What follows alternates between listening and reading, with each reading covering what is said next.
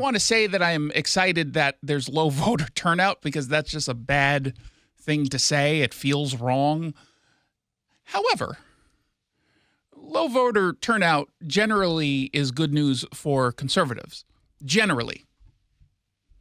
Because in a state with a population that is overwhelmingly Democrat, lower turnout, that means their side is not voting as much as you might expect. Now, this is not how I would prefer to win elections, but it is a reality that sometimes the only way to win in Washington State as a Republican is a low turnout election. I wish that were not the case. And in time, as we pick good candidates who make the arguments, we will not have to rely on that as much. But we're not there yet. Now, two things should be running through your minds right now. First thing is, let's not assume it's going to stay low because it can change. Second thing that goes through your mind, or should, how do we take advantage of this? How do we exploit this? How do we build upon this? And it's actually really simple. Any ideas? Go vote ourselves? Yeah, go vote. Make sure you're voting. But Jason, I already voted. I listened to you. Okay, what about your neighbors? The ones you can stand. What about family members? What about your deadbeat brother over there? Did he? What about your uncle? That's a question you have to ask yourself. Is everyone who you have some sort of influence over, did they already vote? Are they about to vote? Did they fill out their ballot, but it's still on the dining room table because they, for some reason, decided still not to put it in the mailbox? If the answer to any of these questions involves no, they haven't voted, or no, they haven't put their ballot in a mailbox yet, well, hey, you've got a job. It really is that simple. And if absolutely every single person who is listening right now, and I just looked at our ratings for the last month, it's very, very good. So we got a lot of people listening right now. If you are listening right now, and you have someone in your life who didn't do this, and you decided to move forward and help them vote, we would win every single election here in Washington State. We were talking yesterday with Drew McEwen. In his congressional district, if all the Republicans actually voted, he would win in a landslide. But Republicans don't vote in large enough numbers at this point, which is, again, why we unfortunately have to rely on low turnout races. I don't want to do that. But let's tell you what the numbers actually are right now, because they're shockingly low for a presidential election where you usually see a bump. As of last night, in King County and Snohomish County, only 28% of the eligible voters turned in their ballot. 28%. Oof. That's not good. Pierce, some people in Pierce County right now are laughing. Someone listening right now in Milton, the gem of Pierce County, is saying, ha! How pathetic is that, King County, Snohomish County, please? Well, y'all are at 20%. That's not good. That's really bad. Now, Thurston is doing much better. They're at 39%. Spokane at 37%. Still, I'm going to say it's kind of pathetic. We got to get that up. Spokane is at 37. I said, Lincoln and Mason counties at 42. Now, the highest voting county is obviously going to be a smaller county. Any guesses? Say Jefferson. Jefferson? How did you get that? There's so many counties. That's a good guess. Look at you. Although I did say a bunch of them already, but still, that's Process still good. of elimination. That's still good. I thought you were going to say Ponderay. Or, Penn de Oriole. Jefferson County, 47%. That's the highest. But again, only has 28,000 voters. The worst, Klickitat and Grant counties at 11 and 14% respectively. Now, it's those counties, plus Benton and Kitsap and Chelan and Okanagan. Those are the counties that need to step up because you're going to have more R's there. You're going to have more Republican voters there. Thurston County, my God, we should be doing better there. We have to do better there. Now, if King and Island counties kind of want to stay low, well, I'm just I'm saying. not going to cry. I'm not going to be upset if a bunch of Seattleites forget to vote. I'm not going to lie. But that means I need you guys in Federal Way to vote and Bellevue to vote. Maybe we'll add Mercer Island to the list. If they don't vote, it's okay. But you get my point. Now, the majority of the voters so far, according to the state data that we have, and again, this was updated last night after the latest numbers came in, and we get them every single day. The majority of the voters, as of now, are over the age of 55. That usually also benefits Republicans. The younger ones, the 18 through 34-year-olds, they tend to wait until the last moment. They vote on the day of, and they usually vote in a drop box. So keep that in mind, but they're the lowest right now. Now, will turnout increase amongst the younger voters when there are these complicating factors like the virulent anti-Semitism amongst the progressives within the Democrat Party that might push them away from Kamala Harris? Maybe. Maybe it's going to stay low. Maybe it goes up. Don't know. But we're going to find out.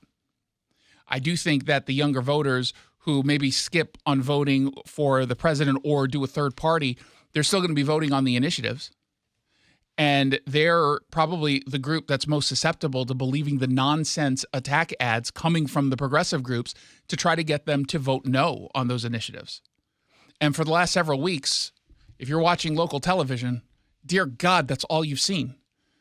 A bunch of attack ads against the initiatives by a bunch of very wealthy people who support, weirdly, the candidates and politicians who say wealthy people are selfish and they buy elections. I know it doesn't really make sense, and yet that's the world we live. And as I've said before, I have never seen ads that are just so flatly false. Again, I'm not talking about bad faith analysis. I think both sides can do that in ads pretty egregiously. Bad faith, but there's at least a little bit of a thread that you can look at and pull at and to get to their point. But dear God, the attack ads against Dave Reichert, some of them are just flat out false. They're just making stuff up. And in other cases, they're offering the bad faith analysis, like Bill Nye, who's not really a science guy. Just because it rhymes doesn't mean it's true. I think he got his degree in engineering. He's a total scam artist. He's a media personality. I'm more of a scientist. Why? Because I watched that one documentary and that film about... That's all you have to do. That's literally all I had to do. He says billionaires who, oddly enough, are spending money funding the No on 2117 committee that put out this ad, they're trying to mislead the public. Now, I-2117, if you vote yes, you would save 50 cents or so per gallon of gas. This repeals the Climate Commitment Act. Greetings, Bill Nye here. Reading this. Oh, he doesn't even say the science guy anymore. Was that trademarked by someone else? This is easy, right? Your brain is actually doing something called orthographic processing, recognizing sounds letters like a and serious words. sciencey word. It's science. But take a look at Initiative 2117. It's written to confuse you. The mega millionaires behind it don't want you to know it will mean more air pollution, threaten clean water, and put our health at risk. Weird. You don't have to be a science guy to know that 2117 is a bad deal for Washington. You don't have to be a science guy to realize what he just said is all a lie. Okay. Can we just go through the logic of what it is he just said? Keep in mind, by the way, that they do not track at the state level the impact the Climate Commitment Act has on the amount of carbon that is spewed into the air. Keep that in mind, which should mean I don't even have to continue this conversation because everything he just said is a total lie. But I just want you to think about it rationally because there are a lot of people who either don't know that about the tracking or lack thereof, or maybe they don't believe it. Okay. All that happened as a result of an increase in the price of gasoline is that more people suffered. They still drove to work every day. They still had to drive their kid to baseball practice. They still had to drive to the doctor's office. They still drove. You still drove. Did any of you drive less than you did before because of the cost of gas, or did you suffer as a result and had to make sacrifices elsewhere. You still got to go to work every single day. You still have to make that drive. You're not going to take a bus from Auburn into Issaquah. I don't know why someone would work that way, but it'd probably be the reverse. But no one's going to take a bus for that. That'd be insane. Let's say you live in Everett and you work at SeaTac.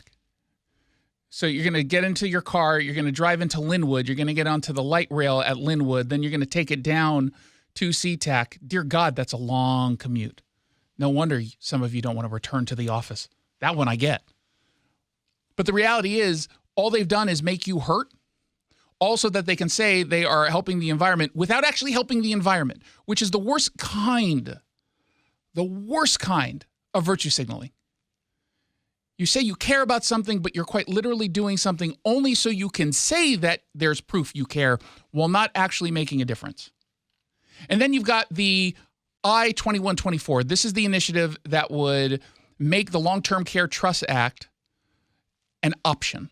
Right now it is a mandate. You are mandated into long-term care health insurance that I can't even call mediocre. It's worse than that. I can't even label it mediocre. We're talking about getting $36,500 when you're eligible, when you're paying into this 58 cents per $100 of income.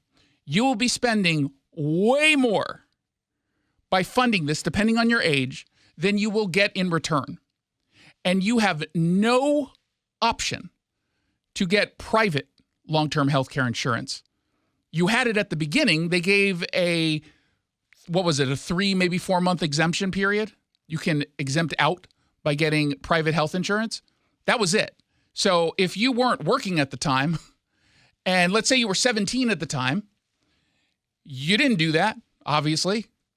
Now you turn 18, your kid turns 18, they get their first job. Yeah, they're contributing to this. Just make sure you never leave Washington State. Otherwise, it's no longer good. It is a bad deal. And yet, you've got people like the AARP Washington Advocacy Director, Kathy McCall, talking to Como TV about how this is the best deal ever. Long-term care is expensive. This program, WaCares, gives people an affordable option. But if people don't pay in and they decide to opt out, then the money does not come into the trust, and it basically bankrupts the trust, and it makes it insolvent. So what she just said could be technically true if everyone dropped out. Yeah. Why would everyone want to drop out of such an amazing plan? Why would anyone want to drop out of such an amazing plan?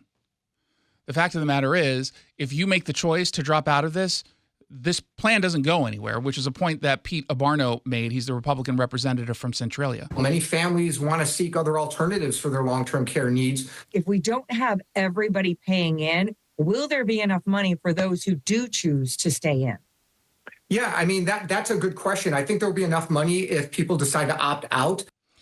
He is, of course, correct, because let's be honest, not a lot of people actually said, I'll take advantage of the exemption for the few month period because they either didn't care, didn't know about it, or maybe didn't want to. So if you allow this to be an opt-in or even an opt-out, you're still going to have a bunch of people who still just are too lazy to change anything. That's the truth. Now, the coverage of this initiative, like so many others in the media who just locally, the media did not show up this cycle. Sure, they're covering stuff, but they're doing it in such a disingenuous way. Even this story from Como TV, and that was Denise Whitaker, even this piece is framed around opposition to the initiative. Why is it framed around the opposition to the initiative? Why is it not framed around supporting the initiative? They made a choice to frame this in a more negative way towards the opposition or initiative. And this is what she claims in her story. And again, I want everyone to put on their thinking caps, and we'll see if this makes sense. Quote, there was an opt-out period when the law first took effect, but it came with the stipulation that you secure private long-term care insurance, which proved to be too expensive for many Washington voters. Okay, then you don't have to opt out. You know why it's not even that much more expensive. The plan I have, I don't even remember how much I'm spending. That's how little it is. But if you can't afford long-term care insurance on the private market, can't you just stay in the public one? Or do they kick you out? Oh, no, they don't kick you out. So if everyone needs this and wants this, what is your issue then? Why are you telling people who can, in fact, afford the private health insurance, why are you telling them that they ought to pay for everybody else's? That just seems odd to me. Oh, no, because it's a socialist plan. I mean, right? I mean, it all comes down to redistribution of wealth. We're going to take your money. We're going to distribute it in ways that we think are better uses of your own funds. Sure, you worked your tail off for it. You made that commute from Everett into SeaTac by going into Linwood, taking light rail, and then getting into SeaTac, hoping not to get stabbed or getting a contact high on light rail. But we can use the money better. It's absurd. It's wrong. Which is why you should be voting yes on all the initiatives and making sure that every single person in your life does not fall for these ads.